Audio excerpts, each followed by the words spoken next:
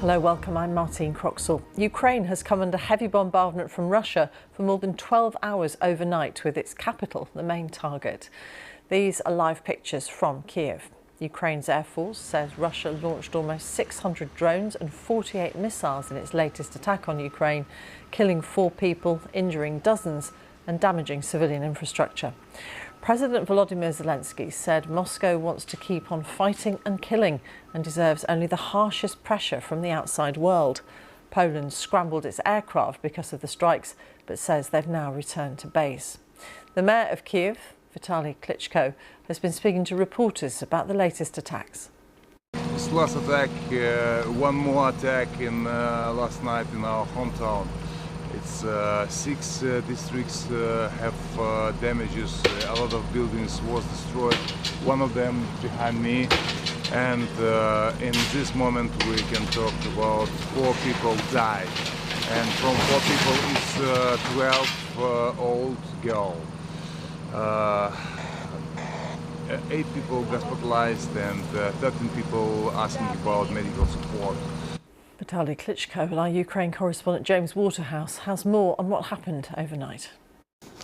Yeah, Russia's aerial bombardments can often be as unpredictable as they are routine. I mean, Saturday night is usually a sweet spot for Moscow, and in the case of last night, the sirens went at about 1 a.m.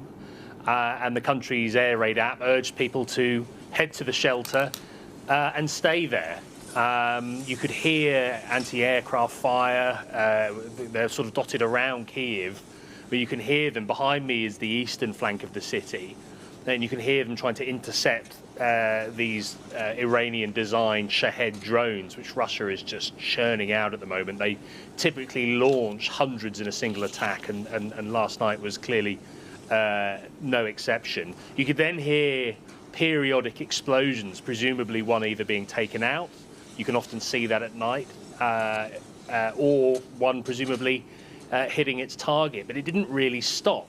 And then if you looked at what the different intelligence agencies were saying, and they were showing these maps of, you know, at one point there were 70 drones coming in at once in a neat line from Western Russia to the north of here. And these attacks are designed to overwhelm Ukraine's air defences. They are also designed to pressure the population.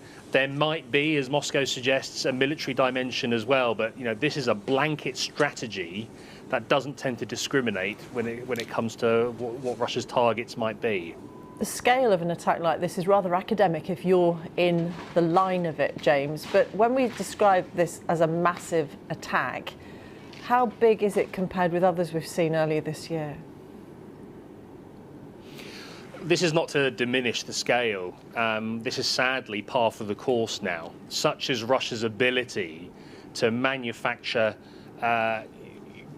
close to sort of 1,000 of these things every month. So if you imagine that they are churning out a few hundred in a single attack every few days, they are able to sustain that. Whereas if you're Ukraine, you don't want to be using, you know, multi-million-pound missiles from a sophisticated Western-supplied battery.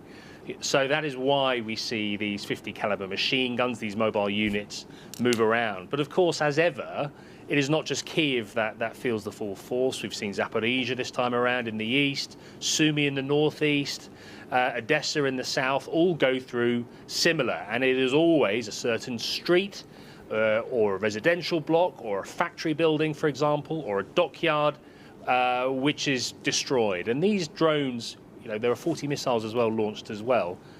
These drones can carry up to 100 kilos of explosives, and we've been to countless places where the moment of impact just hollows out. It bores through someone's apartment, for example, which is why Ukrainians know they can't really ignore the sirens. They have to try. The advice is you've got to get 2 walls between you and the point of impact. James Waterhouse. We've been speaking to the Ukrainian opposition MP Yulia Serko about what she experienced last night in Kyiv. The night was tough. I think, as most of Kyiv citizens, we spent night in the mob shelter in our house, so with the kids, and basically no sleep for the whole night. So maybe I'm looking a little bit tired.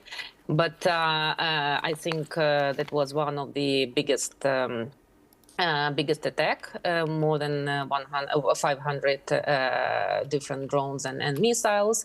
So it was a massive attack, not only in Kyiv, the whole Ukraine, but I mean, it was a sleepless night. It was 7 hours of air alert. The Russian approach is to terrorize the civilians and to make. They think they can somehow destroy our moral, but I think it's a wrong approach. People more and more hating and blaming Russia, and I think for Russia there is no way how they can win in this terroristic attack.